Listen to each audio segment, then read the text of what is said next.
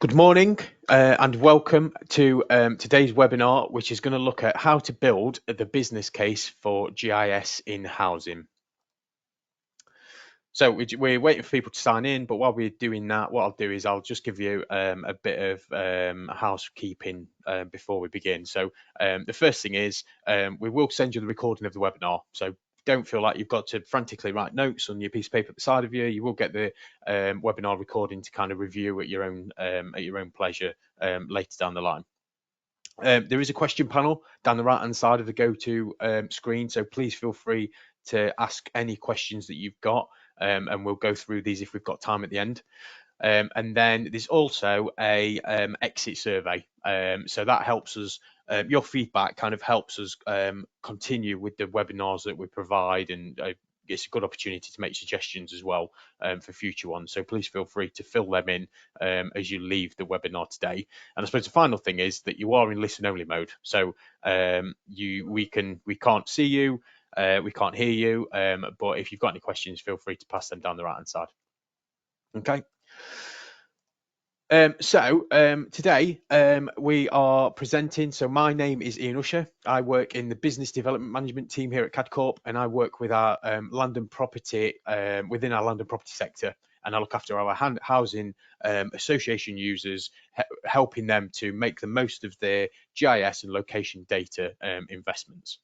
What I'm really excited to say is that I'm also joined by Phil Walton from Havebury Homes. So would you like to introduce yourself, Phil?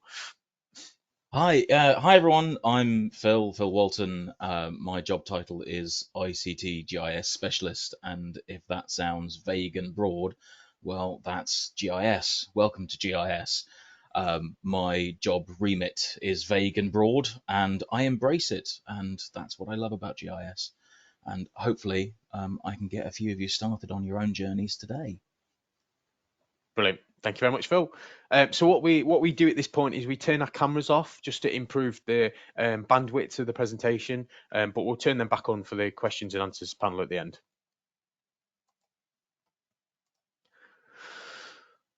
Okay, so what we're going to do is we've got an agenda for today. So what we're going to do is I can see the split of users that are attending is kind of 50-50, 50% new customers and 50% existing customers. So it's always good to have a very brief introduction as to who CADCorp are. We're then going to look at GIS in housing. So look at why organisations might want to build a business case for GIS, what GIS is, and how it's currently being used within housing associations and the benefits that it brings as well. We're then going to look at how to identify the software that you need and the system set up behind it before having a slide that looks at kind of the major bullet points of building a business case. Phil is then going to talk about his experiences at Havebury Homes and how he's managed to get the backing from everyone at Havebury Homes and kind of roll out the GIS that he's already using. And then we're going to talk about next steps before we finish with the questions and answers section at the end. And this should take hopefully about 45 minutes. So CADCorp are a UK-based software development company, and we provide the CADCorp Spatial Information System, or CADCorp SIS as it's known for short. And this provides desktop and web-based GIS systems. And we also supply location-based data and services to support organisations within a number of different sectors that you'll see across the bottom of the screen there. CADCorp SIS, as I've said, it provides desktop, web, and mobile-based mapping applications. All of the software that we provide can be hosted, cloud hosted, and managed by CADCorp. But we also offer the flexibility of installing it locally as well. And we'll talk more about this in the requirement stages of building a business case. And then we've got a number of key strengths. So I suppose the first one is the data format. So we support lots of different data formats, which include kind of your standard file formats, but also a number of databases and web services support from third-party sites. We've got advanced functionality, which is included as part of the standard within the desktop. There's an API available for customization and development. And then we support all of the Ordnance Survey data, which is kind of integral to the land and property sector. Just so you kind of know who we work with, so there's about 35 different housing associations that we work with, and what you can see is that they are all on the screen at the minute. I always like to point out some of the smaller ones, some of the bigger ones. So I always point at Teen Housing. So they're a smaller housing association, look after maybe 5 or 6,000 properties. And then one of the bigger ones is L&Q, will look after, I think they're about 140,000 properties. But I suppose they're all using the same, they're all using GIS for the same things, which is to help them make informed business decisions based on the location data that they've got available to them. Okay. And I suppose this, we always like to keep these things interactive. So what I wanted to do was talk about why organisations might want to look at building a business case, and then I'm going to launch a poll that kind of sees which kind of category you sit within. So you've all joined today, which is fantastic, and thank you very much for joining us. But I can see there's 3 different categories that you might fall within. So the first one is that you're looking at investing in GIS and you need to build a business case from scratch. So you're starting from a blank page and you've seen the power of GIS and you're thinking, right, I need to see what happens next. So you're at that kind of initial stage. But it's also looking at the users that might have already invested in GIS. They might want to look at how to gain buy-in from the wider organisation. So maybe that's yourself. So you've already invested in GIS and looking to gain a wider buy-in across the departments. Also, what you might also be doing is you might also be looking at building a business case just to justify the additional or replacement resources required. So I know recently that resources might have been removed or people move departments and do different things. So you might be looking at building a business case for resources to kind of carry on the GIS functionality that you've got available to you. So what I'm going to do is I'm just going to launch a poll that just kind of helps me find out where you guys are sitting today. So thinking about that bullet point, where do you sit at the minute? What I'll do is I'll give you guys another couple of seconds and then I will end the poll.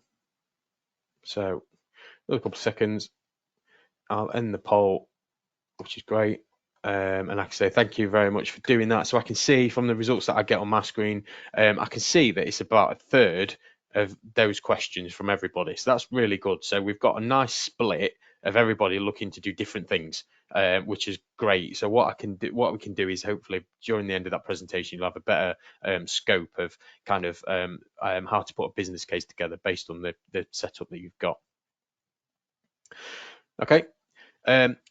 And then, so it's always good to understand what GIS is, so that we know we're talking about the same thing. So Geographical Information Systems, or GIS, allows organizations to create, manage, analyze, and share spatial data. So GIS helps organizations understand patterns, relationships, and geographical context by using location-based data and non-location-based data in order to allow organizations to benefit from improved communication, data accuracy, as well as better data management and improved decision making.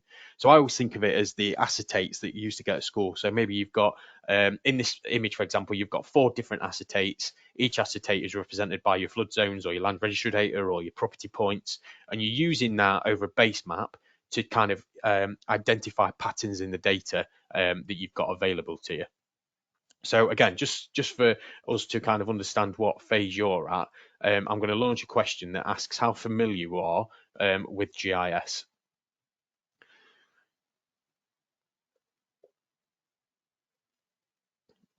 Okay, so I can see the responses coming back. Excellent. And now what I'll do is I'll end that poll. So that's a really good split. So I've got the majority of you saying that you're very familiar with GIS, which is great. So maybe you're looking at how to spread the word about GIS across the organisation internally. And there's also about a third of you that are a little familiar with GIS as well. So that's brilliant. You've got a really good understanding, or you've got an understanding of GIS. So what we can do is hopefully make that better as we go through the presentation today. How do people how do organisations that use GIS, what do you currently use it for in housing? So often organisations first look to GIS to solve particular problems such as capturing grounds maintenance, data to provide accurate, reliable and trusted subtotals for each neighbourhood or estate area based on specific grounds maintenance features. However, what you can see from that list is that GIS can contribute within all areas of a business, such as tenant engagement, damp and mold analysis, flood mapping analysis, and many, many more, as you can see. But sometimes it's difficult to try and demonstrate its potential or GIS's potential until it's in place and being used. Social housing providers are under increasing pressure to provide high quality, sustainable and affordable housing to the tenants. They're also facing challenges such as an aging stock, a shortage of skilled labour and increasing tenant demand. So we see GIS is the provider that can help social housing providers to address these challenges and improve their operational efficiencies. So, what are the benefits for GIS? So, while the initial investment in GIS and the associated mapping licenses may appear relatively high, the consensus is that GIS provides a fast and measurable return on investment. And there are many benefits for the use of GIS within social housing providers. Some are well documented benefits, and this is us taking again providing a list, but this is by no means a definitive list at all. So, the first one is to help meet corporate objectives. So GIS is being used to help meet those corporate objectives that the organisation has set. So the majority of the data within a social housing provider is based around or connected to an asset or a location. So reviewing the corporate objectives can instantly allow you to identify potential use cases of GIS from the start of a project. It can be used to create and maintain a comprehensive inventory of housing assets. So this can help to track the condition of properties, schedule repairs and maintenance, and make informed business decisions about asset allocation, and even be used to create scheduled programs of repairs. It can be used to provide tenants with access to a variety of services, such as the ability to view spatial data, the ability to report things such as ASB or repairs, and it also provides easy and simple access to local and community-based information. This can help to improve tenant satisfaction, make them feel more engaged with the organisation, and also potentially reduce the cost of providing these services as well. GIS can be used to analyse data on a variety of characteristics, such as understanding tenant demographics, crime rates within estates, and patterns with damp and mould in properties. This can help social housing providers make informed decisions about where to allocate resources, develop new programmes, and target outreach efforts as well. It can help social housing providers to reduce costs in a number of ways, such as improving asset utilisation, reducing maintenance costs, and streamlining operations. Additional efficiencies can be found using routing optimization to be used by repairs and maintenance teams as well. And then finally, GIS can provide the ability to link to organisations' housing management systems, such as Civica CX or Orchard, and provides the ability or opportunity to start to exploit the resulting location intelligence for things like hotspot mapping of antisocial behaviour. And it can link to other business systems. And another example, which you'll see on the screen, is Power BI. So organisations are making use of business intelligence systems such as Microsoft Power BI in order to gain greater insight into their own data. The integration of a map into the business intelligence system allows analysis to be run on tabular data, but then adds significant benefit from viewing the tabular data spatially, which allows for patterns and trends to be recognised over time. And this type of integration is a great way to share analysis with board members, providing transparency and accountability within the organisation. And there are also many more examples of benefits of GIS, such as creating a secure managed data store, which provides a golden thread, or improving data quality standards as well. And if you can think of any that you might want to share, then again, please feel free to kind of put those in the question panel on the right hand side. So now that we've identified the uses of GIS within an organisation and the potential benefits it brings, it's time to look at kind of the system requirements. So GIS comes in two different application types, and we're going to look at each one individually. So the first example is our desktop GIS, and in this example, we're going to use the Catacopsis desktop. So CAD Corps's desktop is designed for advanced GIS users in order to create, maintain, and analyze spatial data. Commonly, a handful of desktop licenses could be required for users who are responsible for maintaining data within specific departments.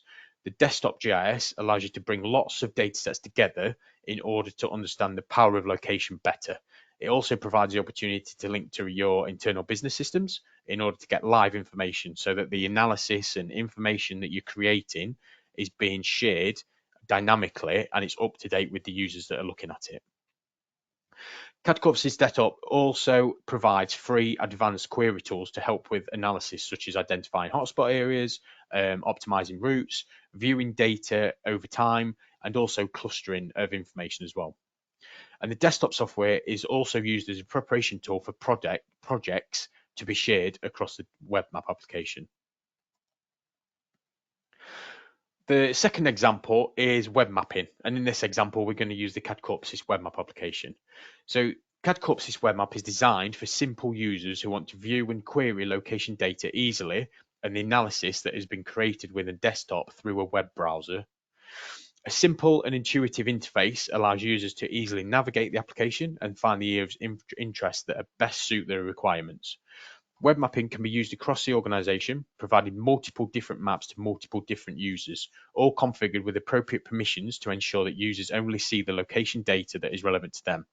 It can be accessed on multiple different devices, such as laptops, tablets, and mobiles, making it even easier for operational teams or contractors to view location data whilst out on site.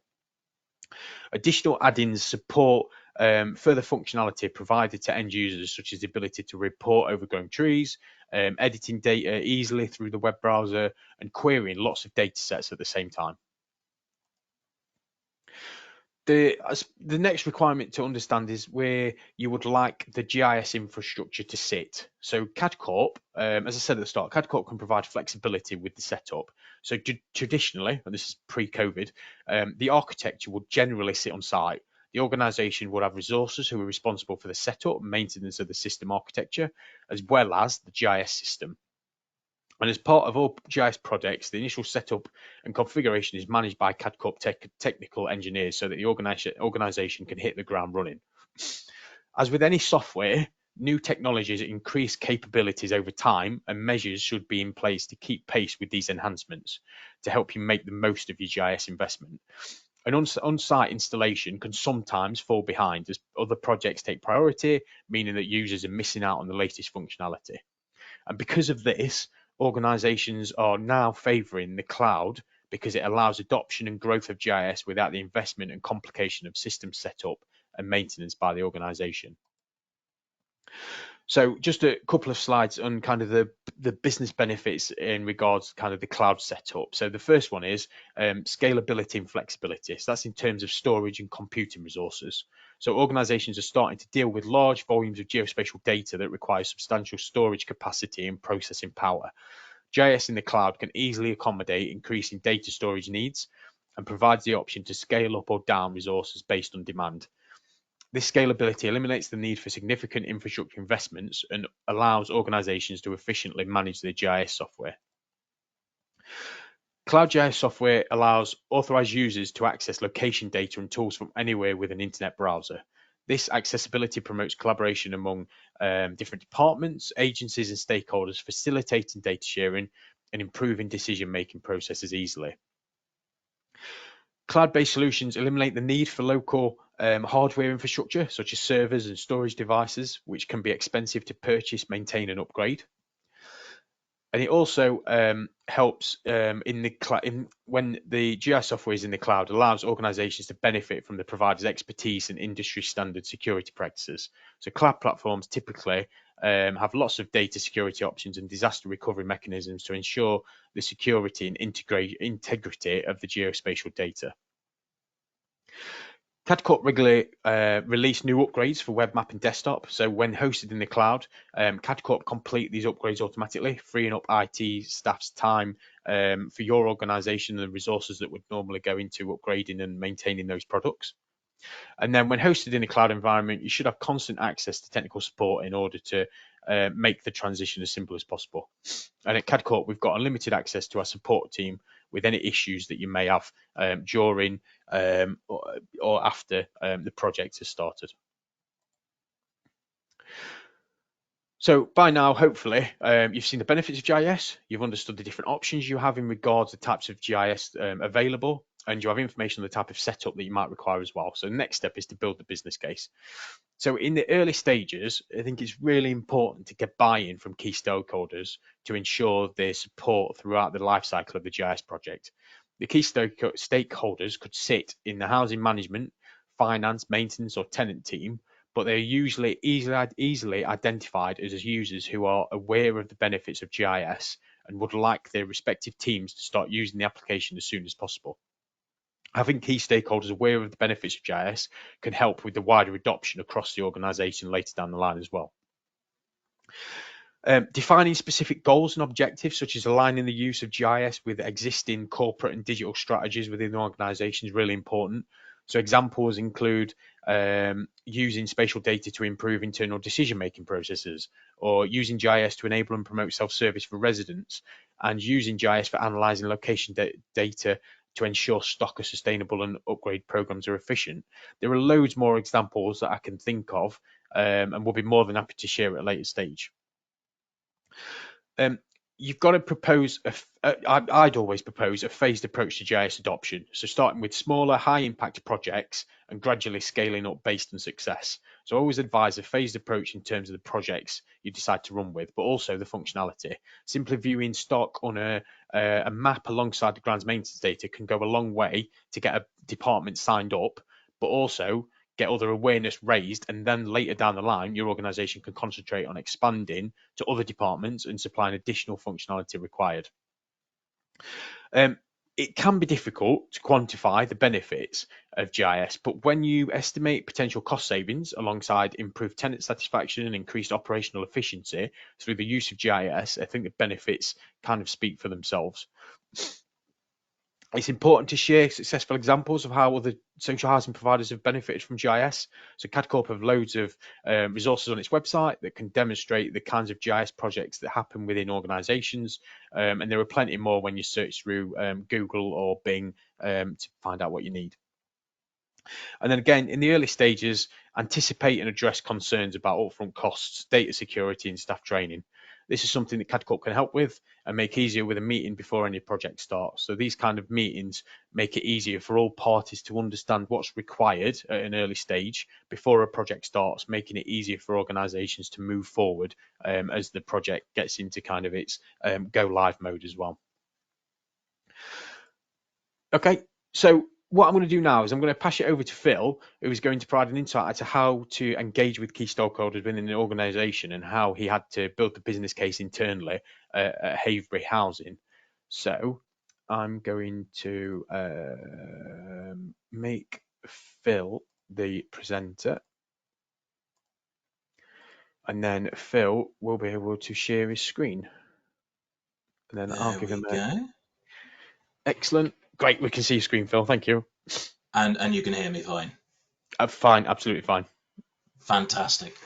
Hi everyone, it's a pleasure to be here. Thank you very much, Ian, for that very kind introduction and all your kind words so far.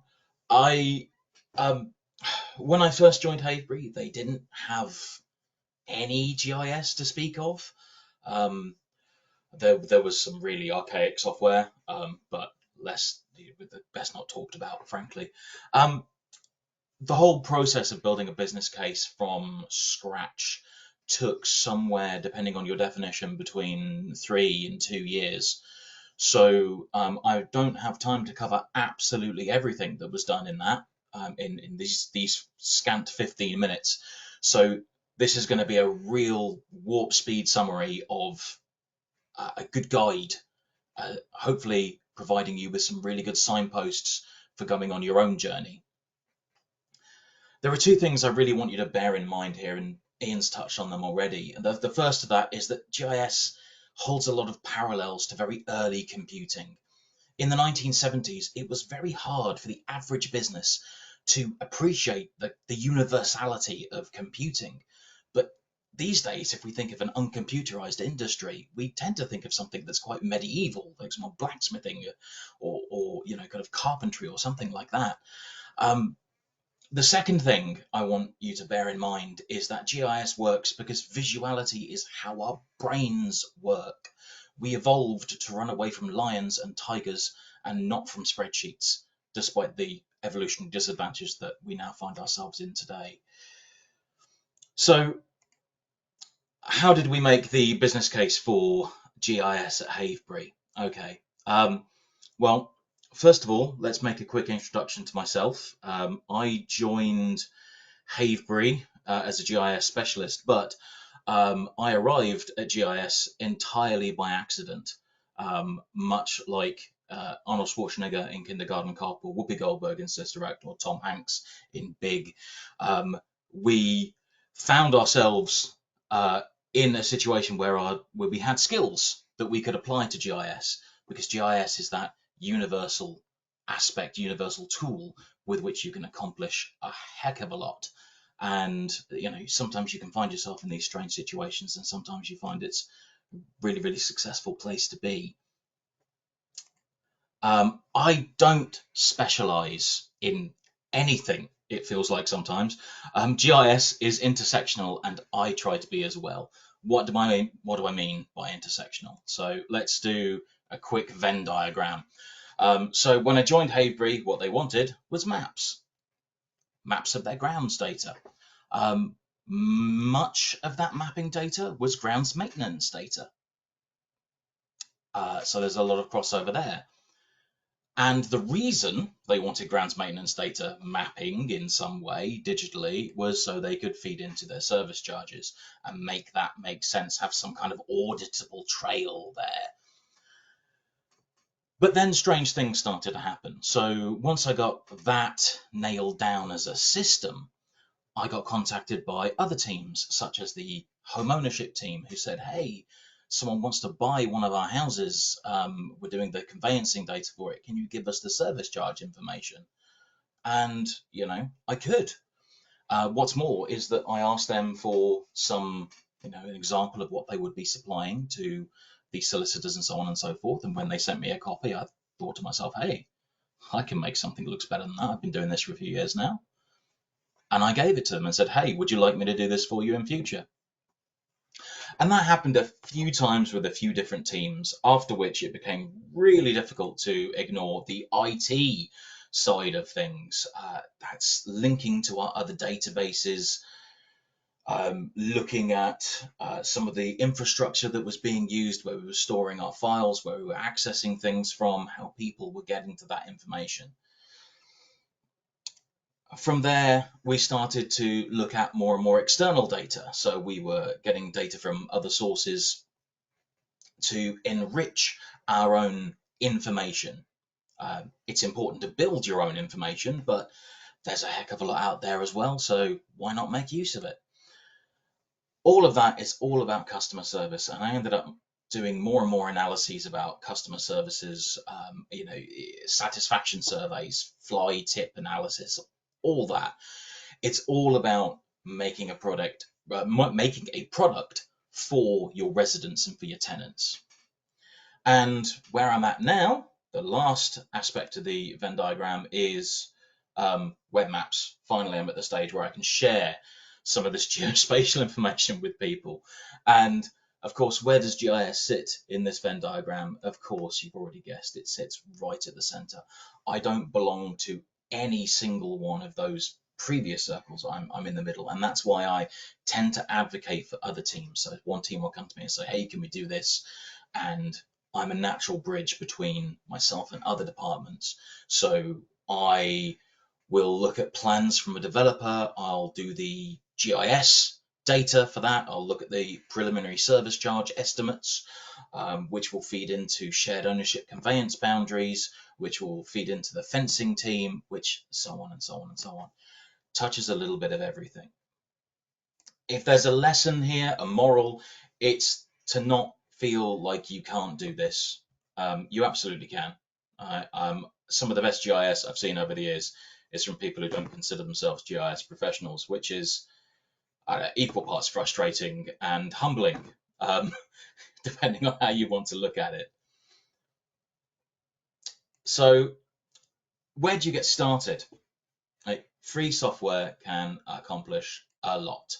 So download yourself some open source software. QGIS, for my money, is the best solution that's available that's free.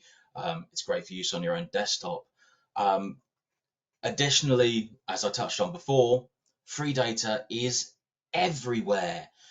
It's important to get your own data, your corporate data, geospatially managed in some way, but your properties, your grounds, assets of any kind. But there's land registry data. The data.gov.uk publishes tons of information. There's NHS Ordnance Survey, produces a lot of information. The Environment Agency, local governments, open maps, GIS, Stack Exchange. There is so much information out there. So when someone comes to you and says, "Hey, Phil, we're celebrating our 20-year anniversary this year. We'd like to do a 20-mile walk between Bury St Edmunds and Haverhill. Can you plan us a route?" You can say, "Well, yeah, actually, I can." And then a week later, you know how to be a sat nav. Or someone comes to you and says, "Hey, Phil, we'd like to write to all the doctor surgeries in all of our areas to encourage our tenants to report damp and mold to us." And, yeah, you can do that as well. That's data that's available. There's tons of stuff you can do. And it's really, really important to be able to demonstrate these things to people and sell GIS, grow it as a concept, grow the demand for it, because nothing works better than a demonstration. Once you've grown the demand, it's time to say, actually, look, let's share this information beyond my screen, beyond my computer. You need more than free software for that.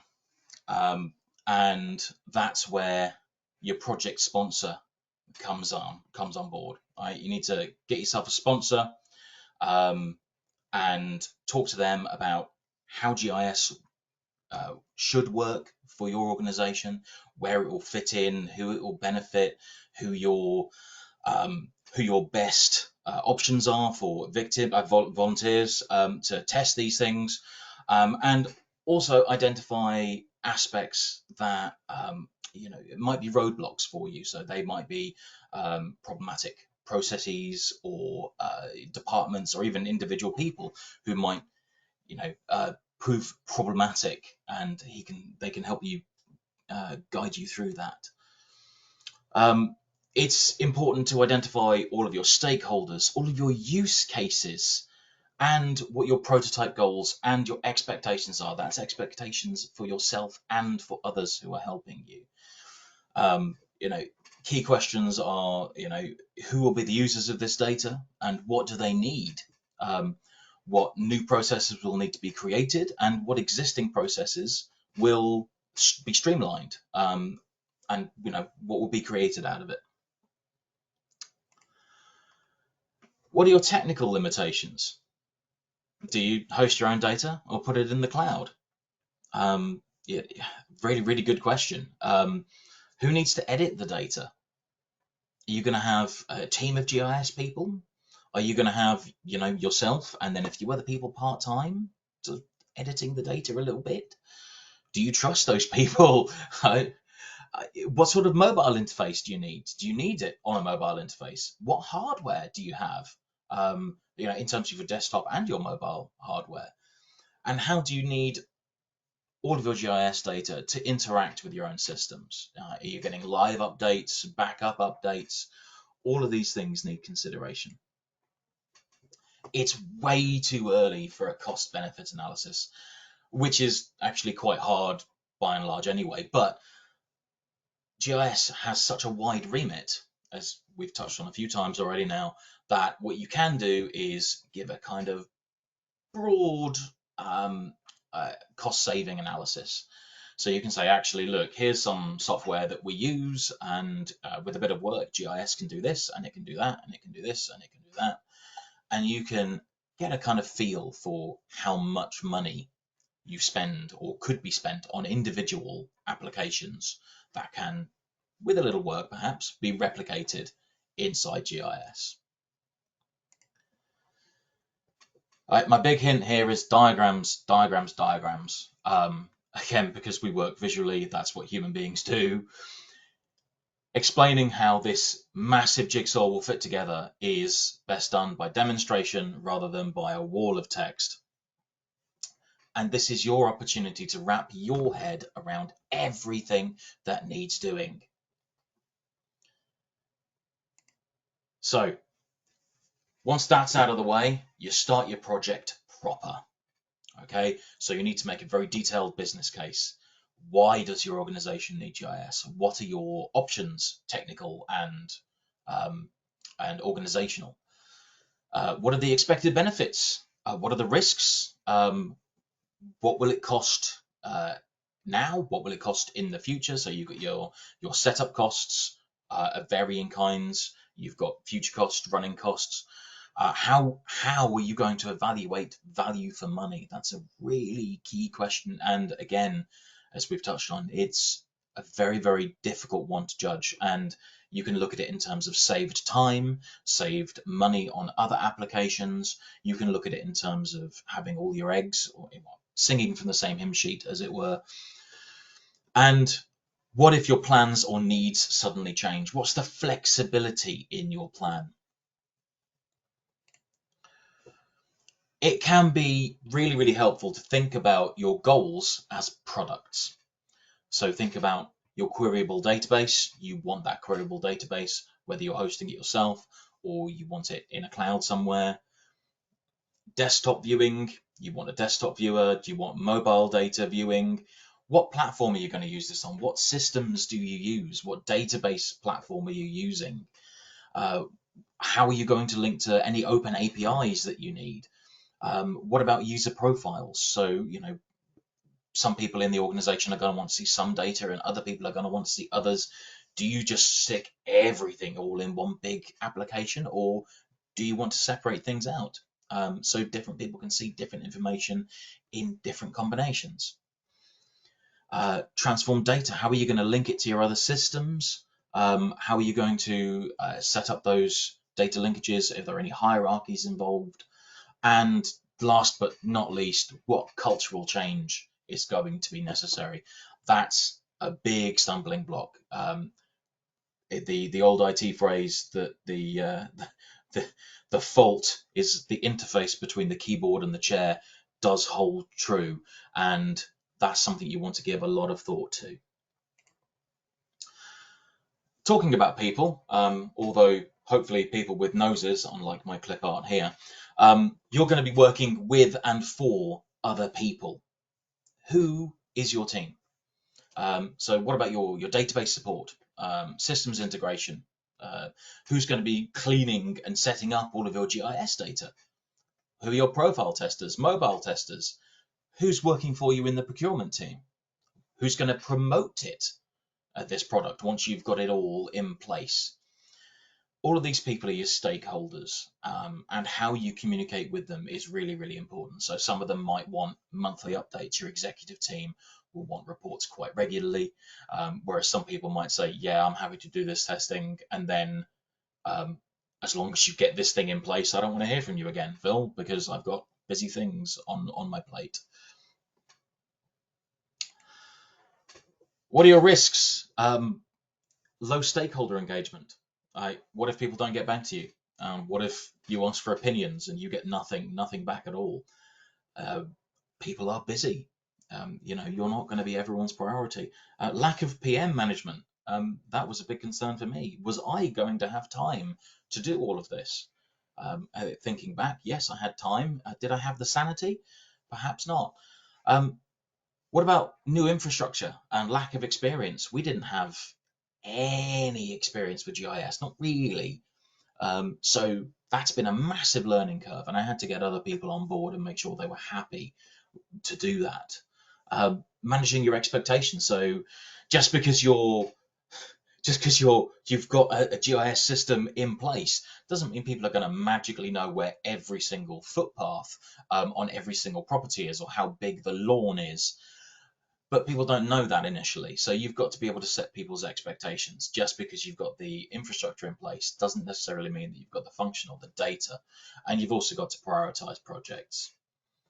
And what about your commitment, or your organization's commitment to the geospatial process? That's really, really important as well. If it's something that they think that you're going to work on and then you can get back to doing your ordinary day job, maybe they need to rethink that.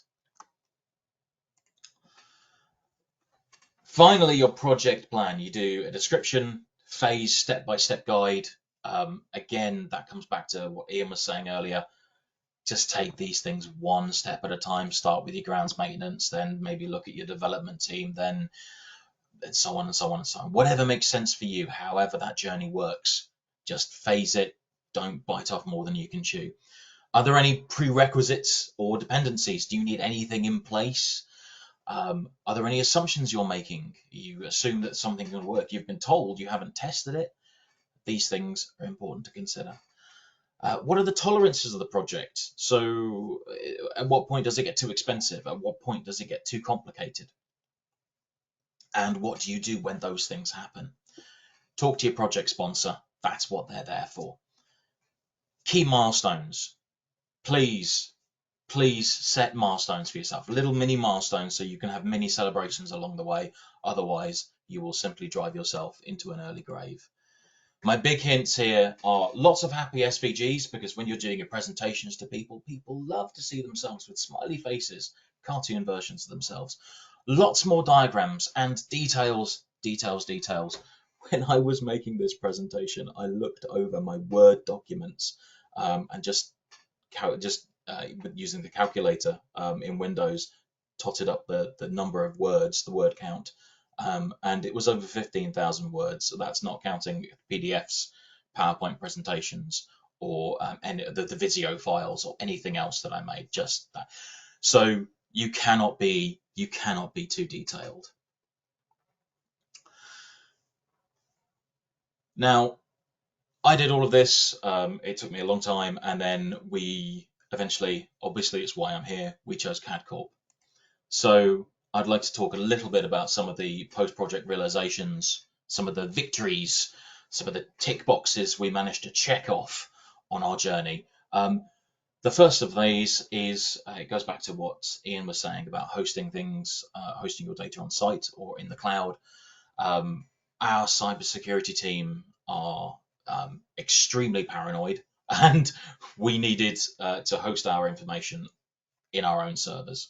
And frankly, the fact that we had the option doing that either way really, really helped us sell this as a concept. Web maps. Historically, my GIS experience is with surveying. So when I was thinking about mobile GIS, I was thinking about apps where you download data from some central data store and then go and work on it on your tablet or PDA or whatever. And then I discovered the difficulty of sharing that information within a cybersecurity framework. And web maps, doing that through a web map just bypasses all of those difficulties really, really easily. So I'm still incredibly happy every time I set up a new web map that it's not complicated. Customization. There are lots and lots of different things you can do with SIS Desktop and with the web maps. From adding your own custom icons, inputting APIs, we can do exactly what we want to do with it. In fact, there are tools and features that we haven't utilized yet, which I'm looking forward to utilizing in future. And number of users. There are a lot of providers out there that have upper limits. That's just not the case here with CAD Corp. I've got over 250 people actively using one web map or another. I've got 10 different web maps running at the moment.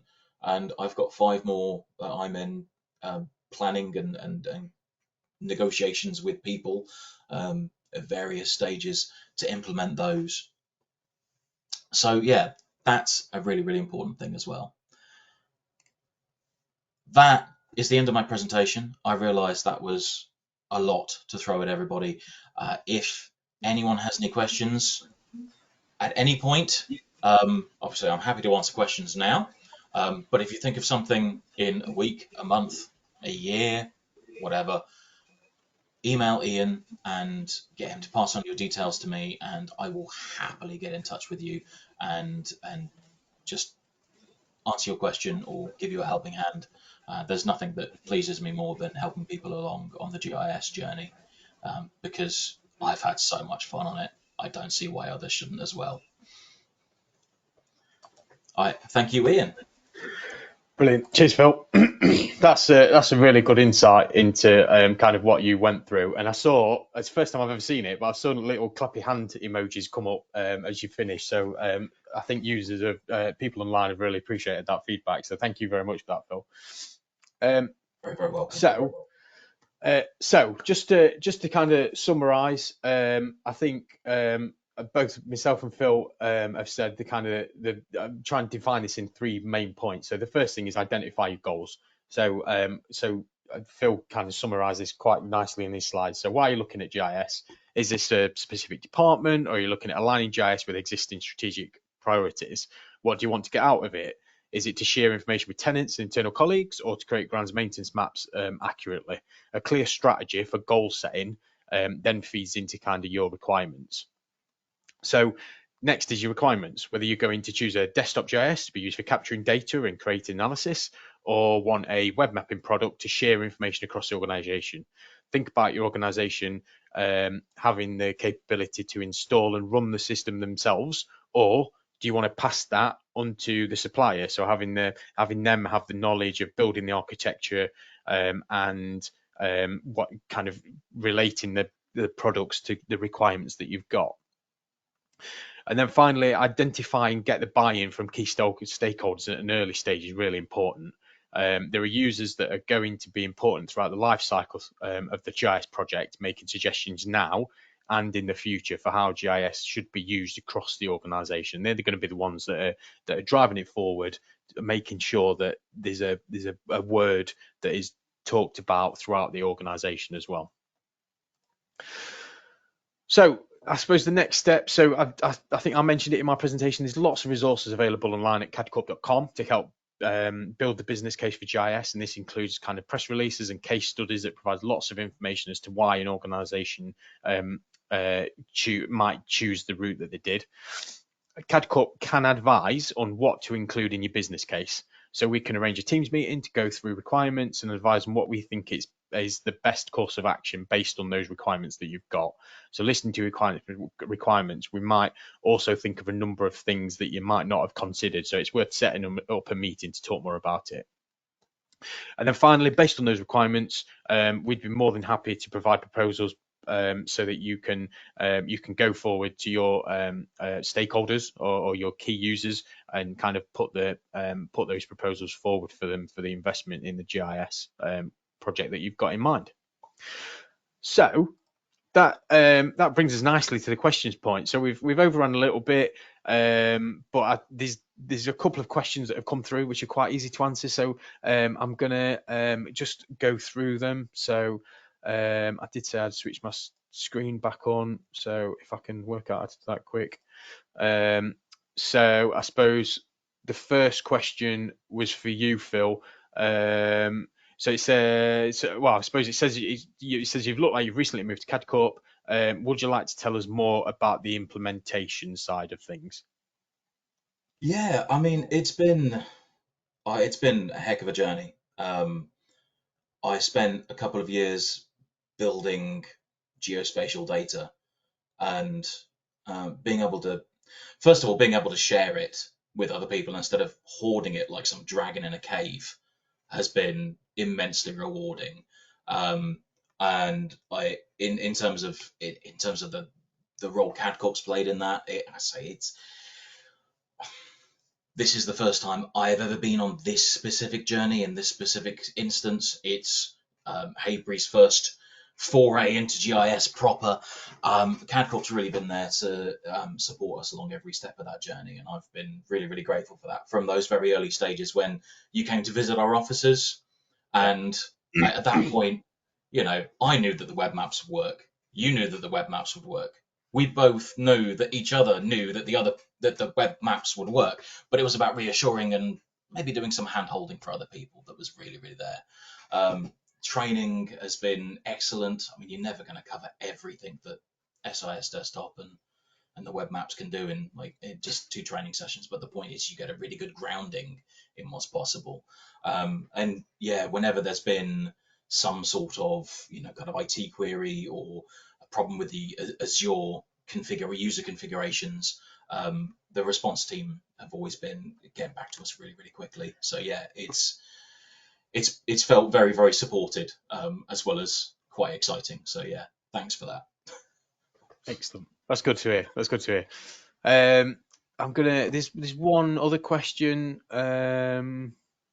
So it says, do Catacomb offer any expertise in terms of spatial databases or server specifications? So that's a really good question. So that's we've not really touched on it today, but we have got a lot of knowledge in understanding how organisations utilise GIS, whether that be on their own infrastructure or in the cloud.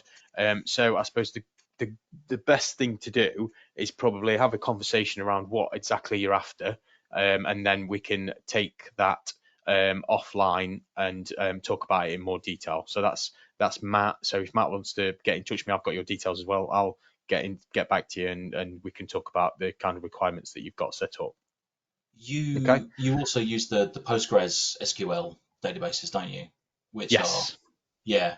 Um, I mean, I hesitate to say stuck using, but we're stuck using the MS Spatial SQL, which it works for Havebury, but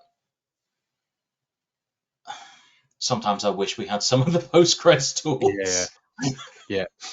Yeah. Yeah. It's a good response. I mean, it's the kind of thing we can look at. If some sites are Microsoft, so therefore they need to use the SQL option. But having a database service that we provide means that we also manage that. So any updates or configuration settings are all done by CADCorp. So the organization doesn't need to get involved in that side of things. Excellent. So there are a couple more, but what I'll do is I might just close it off now because it's getting a little bit later than I'd said we'd run. So I suppose the last thing for me to say is just thank you very much for attending. Everyone that took the time out of their work schedules to attend, it's really appreciated, and we really appreciate it. So thank you very much. A massive thank you to Phil for presenting. It's really appreciated from me and from everybody because I can see little claps and thumbs up coming up. So that's really good. Thank you very much, Phil. And I suppose the final thing is just to say, please don't forget the exit survey on your way out. So that's really good for helping us kind of make sure that we are hitting the right spot when it comes to these kind of webinars, but also gives us feedback around anything that you think we might have covered or not covered effectively. So yeah, thank you again. Thank you, Phil, again. And we hope to see you soon. Thank you very much. Take care.